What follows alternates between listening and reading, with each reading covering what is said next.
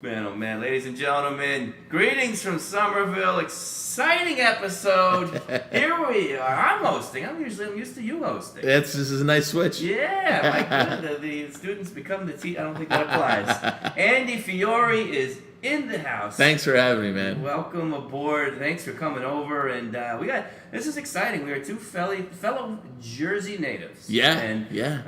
On the show, we always try to do fun, different takes, different interesting things, rather than just the usual, how's it going? So we're going to talk about growing up in New Jersey. All right. All things New Jersey. You are from where? Morristown, New Jersey. Morristown, New Jersey. Not far away from the city. How do you describe that? North, central? What do you people say? I What think area? it's northwest. Okay. Or at least it's northwest from New York City. Okay. It's a little to the west and a little left and up. Because there is exactly, and it's the whole not New York suburb, right? I mean, Yeah. It's generally. Yeah, I think we're maybe a little beyond that. Okay. But it's definitely a suburb. It's actually kind of a popular town in that region. There's a lot of nightlife in the downtown area. But then you go a few miles out, it spreads out. And from going to high school there. Beautiful. That it just spreads out in these nice neighborhoods. Absolutely. And really great place to grow up. Absolutely. You had a little bit of both. You had a little culture and fun things to do. Right. You'd ride your bike into the town and stuff, and then you'd go home and you'd feel safe. And I could just picture you on a bike. no. It was a bike, or I rollerbladed too. Did you ride? I mean, I was right in that craze when it hit, and I played ice hockey too. Yeah, that's right. It was we had coaches being like, "This is great off-season training." Yeah. So my parents were like, "All right, I guess if it's." Well, you and I are both kind of from an age roughly. You're younger than me, but still, rollerblades became popular. Huge. I mean, I remember when it hit. Yeah. And it hit big. Yeah. And I loved it. I loved it. It was especially as a hockey player, that was the most fun thing. Yeah. To play roller hockey all Loved summer in the it. street. And we're not from Canada where there's always ice somewhere. Exactly, So, yeah. you could actually play. It was a ton of fun. Yeah. And but also there was the flip side of rollerbladers got a little bit of a heckling sometimes. Oh yeah. A little wearing the jean shorts. And you didn't wear jean shorts. I'm not ruling it out. I don't. I love it. So tell me about your childhood. Tell me roughly. I grew up not far from Morristown, I would say. Maybe half hour away was Berkeley Heights. Oh yeah, okay, sure. And so similar ideas. So, suburb, nice, not necessarily not a town developed the way that Morristown is, or a city rather, in terms of culture, arts, and things. Yeah. But the same rough idea. I was the youngest of three boys. Walked to school, the whole thing. Was that roughly your experience? I'm in the middle of two girls. Okay. But we have a weirdly aged family where my older sister is technically a half-sister, but she's 15 years older than me. And then my younger sister is 7 years younger. Younger, okay. Oh, so a big gap. So, yeah, my mom literally had a kid in the 60s, 70s, and 80s. I love it. One per decade. Love it. Whenever the census man came around, they're like, well, we better add to this. Good, yeah, I was going to say. And then I've mentioned to you before, you know this, but my dad is really on the old side of dads for our ages. He's 95 years old. 95? Yeah. My goodness. So he had me at 55, and he had my younger sister at 63. Wow. Yeah. Look at that go. I know. And I was out there yesterday for Memorial Day, and just hanging with them, and he's still up and at 'em. It's fantastic. And it's funny because now they actually live on the street I grew up in a different house. Really? Yeah. Same street, different house. Same street, different house. When I was about 14, we moved across town, still within Morristown. Gotcha. But it was more of a neighborhood. Okay. It was more kids playing, and we were still, in that age where that was beneficial for us. Right.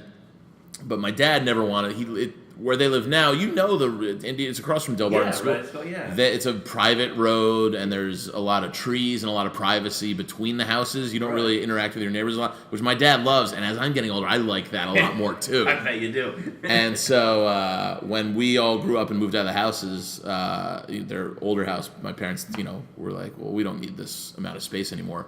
And they found a house back on that block that my dad loved. So they're back there now, like That's 2 houses down from the house I grew up on. It's crazy. Yeah. It's weird to see your childhood house. I walk by it every now and then, yeah, and it's crazy because there's some it's an older couple there now, and I'm just like, oh, it's so bizarre. The growing up that you do in one place, you identify with it so much.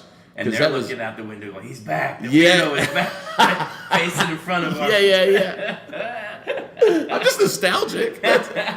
Now, it sounds like there was woods in the area. Oh, yeah. Yeah, I mean, I know what we're talking about, the Totally. Ruffin Lane area. Because that was a big part of my childhood. We had woods in our backyard. And woods were, I mean, it was everything. It was from a young age. Yeah, from, hiding the secret fort or war or army, whatever you were playing. Yeah, you had a game for every season. Because we were on a hilly kind of thing, so in the snow it would be great for sledding. We had a big yard. We had like a double dipper too, so it was like almost roller coaster feel. Hours, Mike.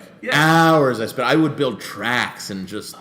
Yeah, and that's back when it used to snow. Yeah, it was snow, and also I mentioned ice hockey. The ponds would still freeze. I would play pond hockey. Like I don't even know if that exists in this area anymore. Nothing. I feel like nothing freezes, nothing snows, nothing. Yeah. It was so much fun. Hours I would spend out there. Yeah. Just not a care in the world. I love it. Yeah. That's what it was. Yep. That's back when you could go out in the neighborhood. A bunch of kids gathered and played. Totally. Yeah. Now Sunrise Lake right there. Walked. We were to walk to it. Man, oh man. Yeah. It was really just. It was a super fun childhood, and I needed that too because, sisters. Yeah. They're gross, right. So we're not really playing together anyway. But B, the age gap, didn't make us familially close. You know what I mean? Sure, yeah. So I had to create my own kind of fun, and when I found other kids that playing pond hockey, or even being when I would play alone, which was the case a lot of times because there weren't really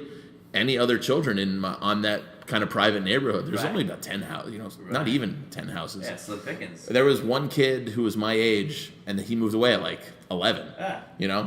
So, but the woods. I'd play army. There's a lot of hunters out there at the time when I was at the time, but they would build perches and stuff. No way. And I would go and climb up all the trees and sit in the perches. Had no idea what they were for, but it was really fun. I'd tromp around those woods all day. Come back, my dad, take ticks off me. And go fishing. There's lakes all around there. Man, oh man. Yeah, it was kind of idyllic and really very sweet, but a lot of time on my own, A lot of times alone in the woods. One time, my dad dropped me off. The Seeing Eye is is from the school for the blind dog. Right. And so it's always a weird visual for people who come to Morristown for the first time. They're like, you got a lot of blind people in this town? I'm like, no, they're training the dogs. Training them, yes. But my dad, there was I wanted to fish at this creek near there. And it's about, I would say, a mile, maybe 2 miles tops from my parents' house. All right. So when I was about 10 years old, my dad dropped me off. He's like, I'll pick you up in an hour. And within 10 minutes, I got tired of it. I was like, I'll just walk home. So I walked. I thought it was so much closer than it was. Right. I finally get up to my parents' street. I see my mom's car. My mom was leaving the neighborhood to go do whatever. And I flagged her down, and she picked me up, and we drove back to the spot. My dad is freaking out because I was gone. He came back. I was just gone. Can you imagine that? Yeah, no. I think back. I'm like, I'm so sorry. Yeah. That's must be the scare. Phones, I hear just him shouting, Andrew. Oh, geez. Yeah. Jeez. But conversely, it was that kind of era where you could just let your kid go and I'll pick you up in an hour and just don't. Yeah. I did the one thing I wasn't supposed to do. Don't leave. Just don't leave. That's all. 10 minutes in, I'm like, yeah, they're not biting. I'm out of here. Well, we had the neighborhood whistle. We all knew, my dad's whistle. My dad's got a whistle. Distinctly. My dad's got a whistle too. Came out, whistled, and boom, you knew that was your dad. Time to get home. And that's so funny. People drop them out of trees, coming out of mud puddles, and time to go home. Yeah. So now, did the woods later become at any point more nefarious as you became a teen? Yeah, absolutely. Yeah, I know. I was never part of the group per se, but if you wanted to get anything from a dirty magazine or drink a beer or try a cigarette, the woods absolutely. became the that's where I tried everything for the first time. Everything. Magazines were the first things I found in the woods. Let's keep in mind we are a clean podcast. Yeah. Dirty magazines. Sure. You know, this is mid to late 80s. Right. That's all you know. You don't realize that it's just older kids would leave them there, or that's their hiding spot. But they had hiding spots. Yeah. So in my neighborhood, that was it. And so I would find that. Oh, it was always what a find. You were always.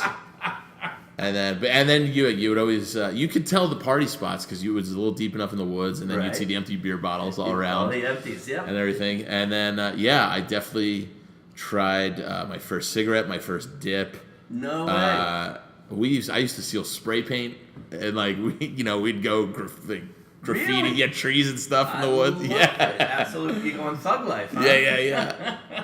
But absolutely everything. Yes, definitely beer. We stole a bottle of vodka, took it and drank it in the woods. Nice, yeah, nice. All from my dad keeps a weirdly well stocked bar. We used to have a great old bar in our first house's basement. Oh, nice. It's like a furnished basement, and it was just this old. It was like an old these things would be relics now, wooden fine woodworking. Sure, yeah. And my parents used to entertain. I think a lot more. We'd see the pictures before they had children.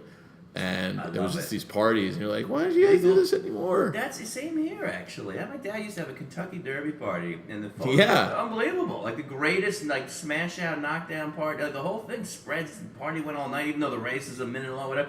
Yeah. All of a sudden, I'm like, where's he? Right. But that was back in the day. I know. I mean, do you remember your parents having parties? Vaguely, when I was real young. Me too. I remember, and some ragers, Yeah, I remember that being so adult. Exactly. But, back again, people were drinking and driving. It was such a, not to say that was. No, but that was everyone, sign of the times. Everyone got crazy and partied all night and drove home and somehow made it. And it was one of those things, it doesn't feel like that exists anymore. No, not at all. Yeah. I remember just looking up at everybody. Yeah. People were smoking in your house. And you're just it wasn't a thing. And the kids were. You just weren't allowed anywhere. You just were you can't come in. Which is the other thing that was all you wanted to do was be in there. Get in the basement. And that was it. I remember I was just talking about this with my friend. You just got in the basement because my friends now have kids. And it is literally they just run around, see the kids. Same. Okay, what can we get for them? The kid wants that, so you got to give it to him. Otherwise. And I remember being a kid, you got in the basement. At one point, I remember my dad had a nail, and he could turn it, so you couldn't open the basement door. It was a nail. It was prison. Once in a while, they once a night, they open the door. And the rule was if no one's bleeding, you don't come up. That was it. If no one's bleeding, you don't come upstairs. And, unless someone's bleeding. Yeah, and now, my goodness, it's the kids who are on the house. You guys must have had a few injuries, though. With that crew. God, and oh man, a couple injuries. And being the youngest of three boys, I was always the test dummy for everything. Hey, my little sister's got a few scars. Yeah. No, put on the helmet, close your eyes. I caught her under the eye with a hockey stick one time. Didn't even mean to do it. Of course, my parents thought I did. Yeah. This is the one time I'm I swear to God, I didn't mean to. Just turned around, caught scraped. I could have taken her eye out. Yeah. She was. It was a scary thing of growing up, and I guess having kind of older parents. Would that I think, because they were left up to their own devices. Right. Because when my dad was born in 23, so a lot of wow. So he was pretty self-reliant. Okay. And so at a kind of tender age, my dad would be like, "Hey, watch your little sister. I'm going to the store." You know what I mean? But I was maybe 10 or 11, which is probably too young to leave. That's pretty young. A child alone, let alone supervising another one. Still watching another child. So we had in our basement, this old finished basement. The bar is there, stone fireplace. My little sister had one. You remember the sit and spin? Yes. Yeah, you'd sit on it, and you had a driving wheel kind of apparatus, and you'd spin yourself. Of course, she flew, cracked her skull, her head right open. Oof. Stone fireplace. Oh. Nobody's home except me. Oh. I pick her up. I just am carrying her, and she's bleeding. Oh my! Bleeding. I have a white T-shirt on, and so I don't know what to do. I just walk outside. I walk out to our driveway. Were you gonna bury her in the yard? I didn't know what I was doing. I think in my head I was gonna go to the neighbors, which was because I did know them. Luckily, my dad's car pulled right up, and you can imagine. He was just like, "What the hell did you do?" I got a bloody kid, and I just, did you kill her? I had one white shirt. My goodness. I'm still not over you in a white shirt. But yeah, she's still got that scar. Does she know the story? We've told her. I don't. She's like, she goes, I have no recollection of that whatsoever. Blocked it out. Well, you hit your head pretty hard, so yeah. So you're getting older. Some of the things I think about with Jersey, the shore.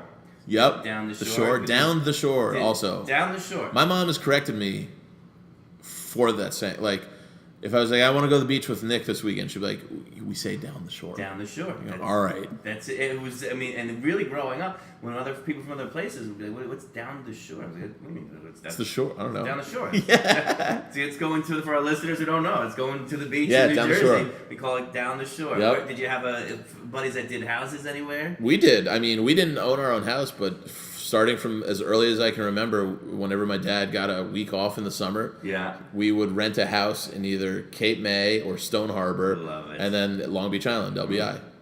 I love it. That's LBI was my mainstay. LBI became the mainstay for us, and then as I got older, I had a friend whose parents owned a house in Beach Haven. Perfect. And we were just there as often as we could go. Yeah, absolutely. Now, did you have buddies renting as well? So you, like, as you got 21 and you could go somewhere? Not really. Once we got into like college years, we did have a friend of mine from college who his parents had one, but they were always there. And it was like there was only but no, not so much. It kind of tailed off in my mid-20s. We didn't go as much, and I hate saying this, but I haven't really been in forever. It's as like a vacation. I've gone through, but I haven't really hung out and done that whole thing. It changes. Well, when you get older, and so all of a sudden, friends are getting married and having kids. Everyone's kind of so you're like, oh, who do I go with now? And Exactly. I don't know. I was funny. I was a couple of years ago. I missed it so much. I had I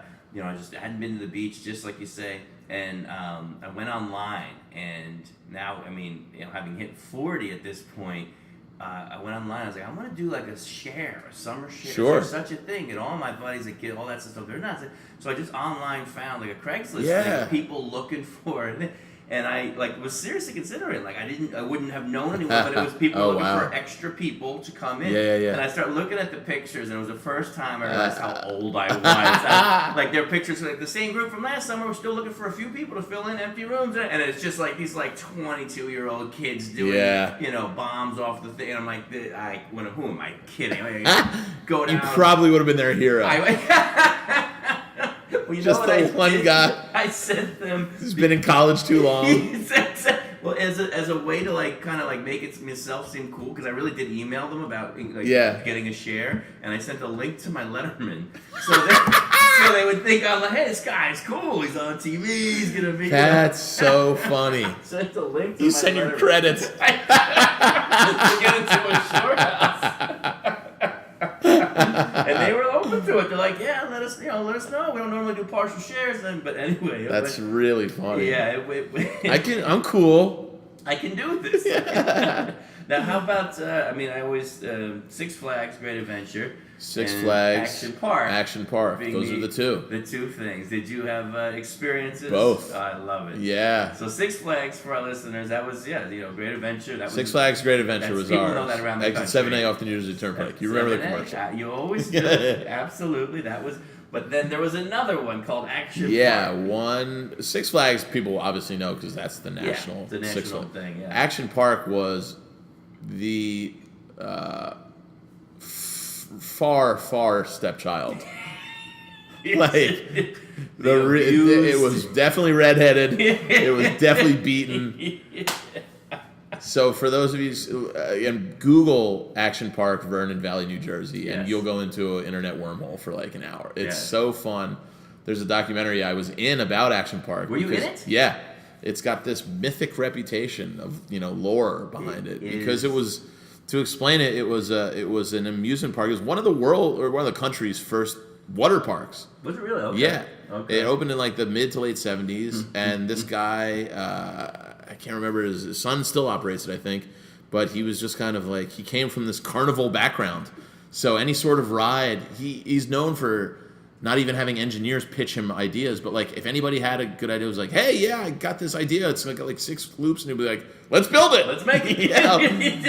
So the rides no physics behind it. No research. Exactly. Well, that is you don't even know how factual that is, because he built these rides that were unsafe. Yes. Not supervised. Nope. I mean, the staff was teenagers. Kids. Like, I think the last time I went there, I was older than a lot of the staff. You know what I mean? Kids who were, like, at times drinking during the day. Yeah, I mean, I drank there when I was, like, 15 or 16 and didn't even come close to being carded. Nice. I mean, it was just like, what do you need? All right, cut, next. You're just like, Drinking and dangerous rides. Drinking, dangerous rides. I mean, people did die. There was dies. I mean, it was called Accident Park, Traction Park, Class Action Park. I mean, it was known for lawsuits and deaths. They had at one point, I think they would say the ambulance was just line up at the beginning of the day. They would just get the ambulance. Which is never a good sign. I still have scars. Alpine slide. The famous Alpine slide. For our listeners, it was a large. It was like a luge. Yeah, I guess it's a perfect way. It was like a. But you were on. It was a cement track down a just hill. A bobsled track. You sat in the equivalent of a lunch tray with like no real control, and you just your legs. If you're wearing shorts, and you did because it was summer, your legs would be sort of hanging off the side, and then all of a sudden you just start picking up speed, and you can't control yourself. Well, no, you had the lever in the middle, which was supposed to be the handbrake. Was it a brake? But was always worn down to a nub. If anything, you see sparks fly. You go, that's not good. That's not working. So you start picking up steam, and then you start hitting turns. And there was 2 tracks, as you remember. There was one you had to be. It doesn't make sense. You had to be 15 or older to go on like the advanced, track, and then the amateur level, I guess.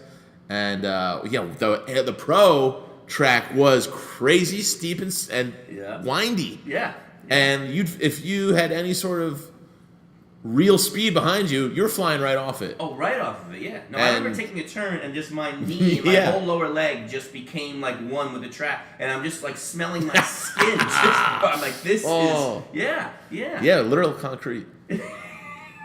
But yeah, I think somebody like another guy was in one of the water rides and stepped on like a grate that was like electrified, and electrocuted himself to death. Yeah. Stuff like that, where it's just and the story, to your point about the guy who designed the stuff, I mean, it was like the one loop-de-loop that they had a ride. Yeah, the cannonball loop. Yeah, where you go, the cannonball, you go into this thing, and then it does a whole loop. A 360 loop at the end. Shoots you out. A long slide literally goes in the loop, which I don't think is physically possible. Well, and the story is when they built it, they're all excited about it, and they sent the dummy into it, and it came out just in pieces. Missing an arm and a toe. Oh man, but you survived. Did you? I had older brothers. I can always come back. I remember once just being like black and blue, and we had things stolen. Right. It wasn't. It was cheap. Right. And it was close. It was just Great Adventure was like 2 hours away from us. Exactly. So I mean, you're just getting this cheap version of Great Adventure, but that was why I romanticize it now, I do too. And I think, I tie it in with, like I said, the basement, the door, the kids lost in the woods. I mean, it just is a time where... It's literally the good old days. It's the good old days. I mean, really. It's a little Lord of the Flies-ish. I don't know where our parents were, but... I mean, my dad took me, but then he would just... I was old enough time.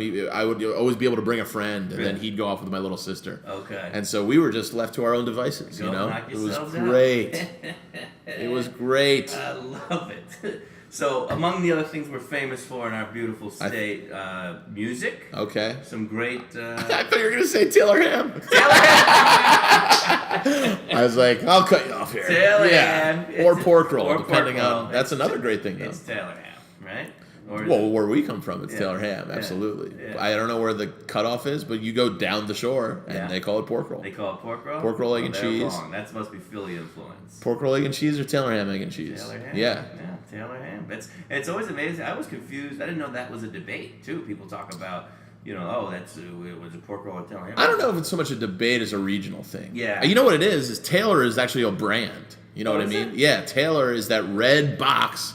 It's Taylor brand ham. Oh, I didn't know that. And then, I used to work in a deli after college in Morristown. All right. And they ordered, it was Trenton-style ham, but it was called tailored, And no idea. So the different, depending on the different brands too, you have your favorites. Yeah. I love that Trenton style. I've gone online and tried to track it down currently. No, because you can definitely still get Taylor ham. My mom keeps it whenever I come home. Yeah, of course. But that's it. That disco fries. Disco fries. We always called Diners. Fries and gravy. That was what we called it. Oh, really? But we meant disco fries. So I was at a certain age before I heard disco fries, and I realized it's the same thing. Yeah. Yeah, but I always knew them as disco fries. Disco fries, diners, mozzarella and gravy. Wawa, brown gravy. Wawa, we had more Quick Check up north, right? That's also a regional thing. Yeah. It's just once you hit a certain central southern Jersey, they just become all Wawas. That's why I knew I loved Wawa, because I knew I was at the beach. A little better. Then. Yeah, Wawa's I definitely top of the line. Tuna shorty. Quick Check's not bad, but Wawa, you want a nice sandwich. Yeah, you get like a good Wawa's deli sandwich. Well, and that meant I was at the beach. I was down the totally. shore. So that's. I used to buy like the 2-footer and just eat it all weekend. You know what I mean? I love it. It's my meal. One meal, yeah. So, but how about music? I remember, again, older brothers, I remember Springsteen touring in 1980 something, and I remember it was the biggest night in our town ever, because Drug Fair, the drugstore, whatever you call it, like a CVS type place, they were going to sell tickets starting at 6 a.m., and everyone slept out. So the coolest thing ever happened in our town was like everyone got, it was like an all-night party in the parking lot, sleeping out for Springsteen tickets. Yeah. Did you ever, we have Springsteen, Bon Jovi, Sinatra, and Frankie Valli. Those are our big names. I'll be honest. I'm not as big a fan of the Jersey. Oh, really? Staples. Okay. Yeah, people kill me for this. Yeah, for not loving Springsteen more. I've seen him, and it's a great show, but I just never took to Springs. You know what I mean? Right.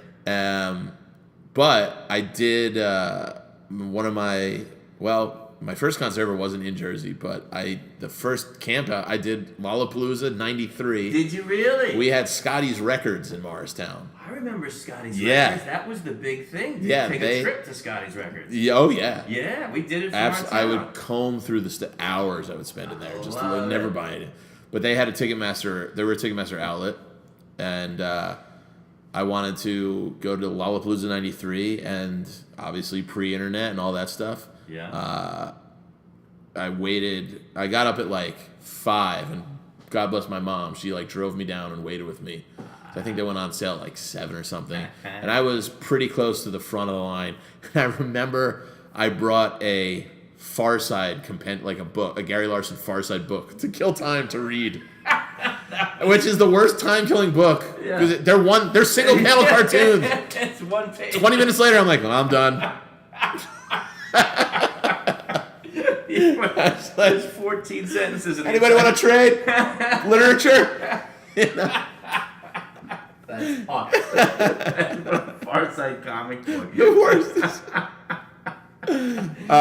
So I got tickets though, and saw them at Waterloo in Stanhope. Oh, okay. Which is a venue I think is now closed, but I saw a couple concerts there. I saw my first Fish concert there. Okay. And Giant Stadium, though, I guess is where I saw a ton of concerts. I saw the Grateful Dead there. Sure. I saw Dave Matthews there. That's MetLife Stadium now. Whatever, MetLife now is Giant Stadium. It's always been Giant Stadium, Garden State Arts Center. Garden State Arts Center, yes, PNC, whatever it is now. Yeah. But yeah, that's another one a little further. That's like central. Yeah. But yeah, saw a ton of concerts there. Yeah. Spent so much time in that PNC parking lot. Oh my God! PNC was, again, this is, I think other states have it. It's like the kind of indoor-outdoor amphitheater. Yep.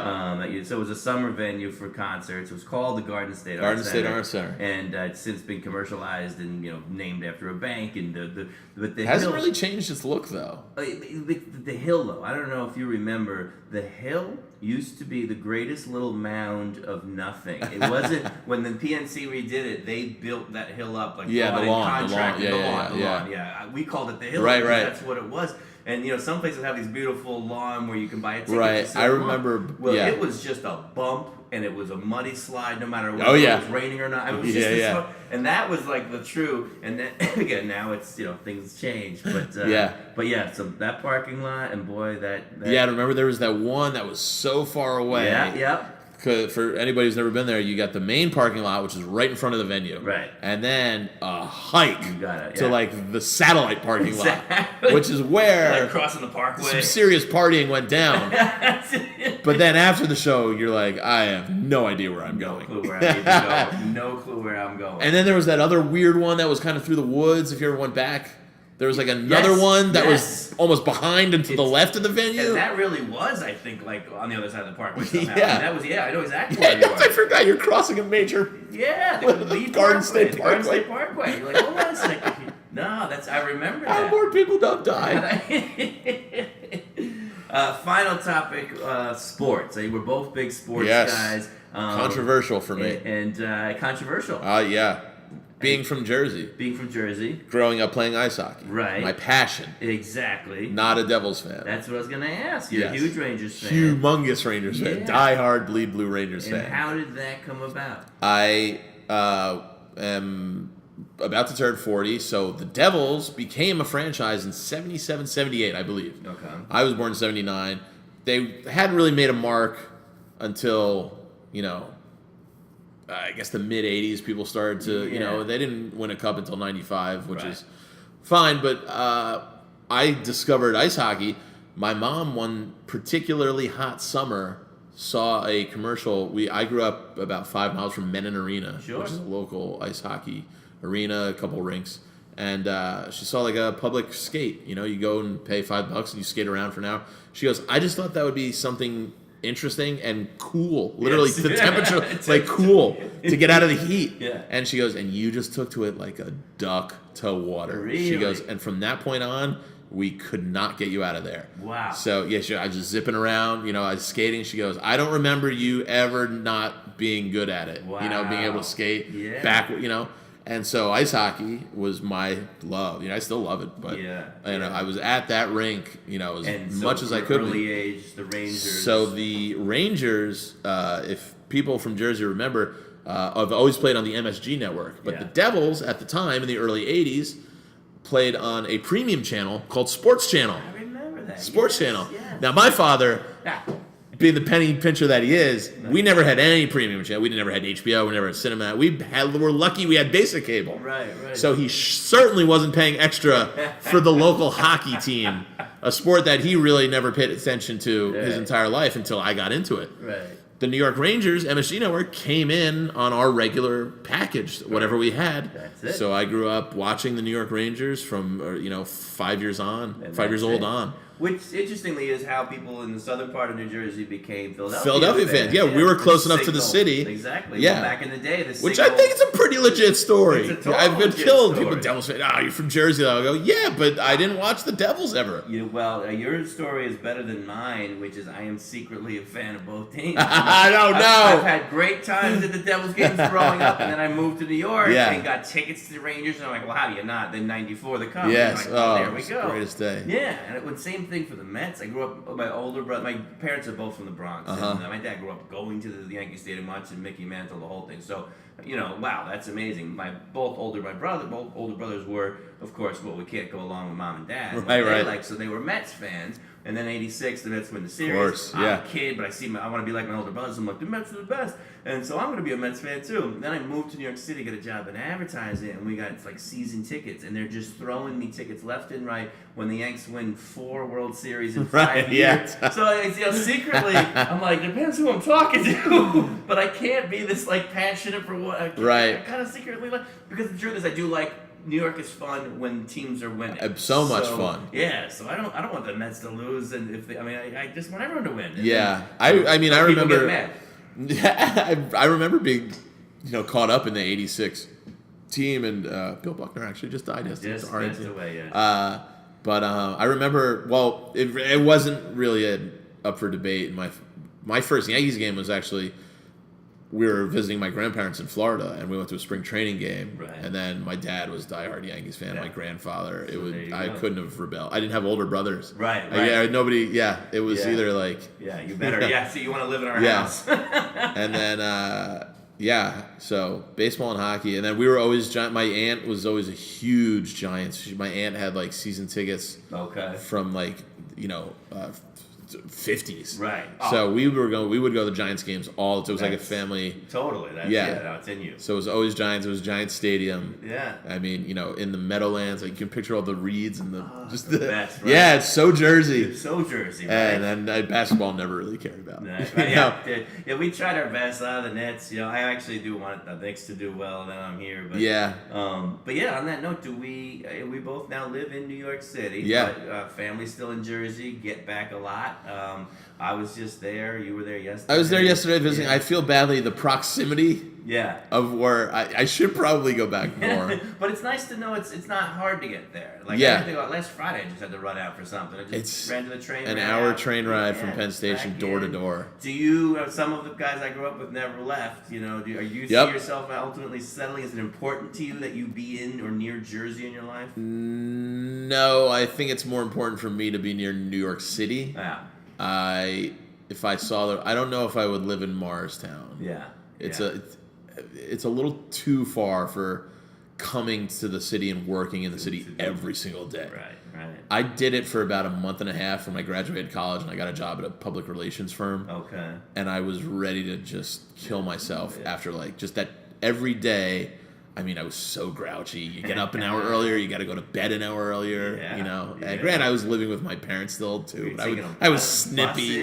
I was taking the train door to door to Penn Station. Yeah. Okay. But I think I would eventually like to move out of the city proper. Yeah. But still be within a decent proximity where I have to be here every day. So it's like, get in, but I to your point, I want to have that feel of where I grew up, but not necessarily where I grew up. Well, that's what, you know what I mean? I know people literally who have taken over their parents' house or moved into that. Yeah. Like, what a sweet thought. And then you get older, you're like, I don't think I could see that. What's funny too is I go, because my parents are pretty, my dad's old. He has no bones about being, really clear about. He goes, when I die, you kids split up the house, and then it's funny though. You start looking, and you go, well, that needs work over there, right? You start going through. You go, well, what's that going to cost me? That creates some water damage up there. It's like it's a thing to take care of a house, a full-time job, and none of us the kids have it in us. I know in our family, we're like, I don't think I'm gonna be. I'm not. Yeah. I'm just not a manual guy. No. You gotta hire someone. You gotta. Yeah. Mowing the lawn was my responsibility growing, and I never went beyond that. No. And all labor-wise, I could do was put gas in it. That's all I knew. Yeah. Oil or something. Nah, Dad, come help me. Man. Yeah. Ladies and gentlemen, this has been Andy Fiori. Cannot thank you enough. This is a great time. For coming by the studio. Thank you. And we will see you not only here in New York but out in Jersey. More importantly. Yeah. Absolutely. This is Big Greetings from Somerville. Make sure you like, rate, review us on iTunes, and we will talk to you again very, very soon.